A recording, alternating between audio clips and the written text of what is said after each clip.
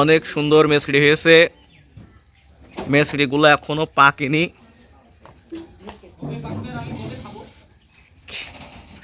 পেকে গেলে ভাজি করে খেতে হবে। এই যে কীটনাশক ছাড়াই তৈরি হয়েছে এগুলো, একেবারে অর্গানিক, ভাইরাস মুক্ত। আসলে গাছে পাতা নেই, কিন্তু মেসড়ি খুব হয়েছে।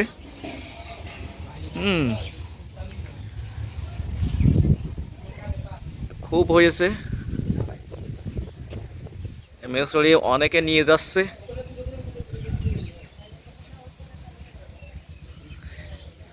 একেবারে সার কীটনাশক মুক্ত।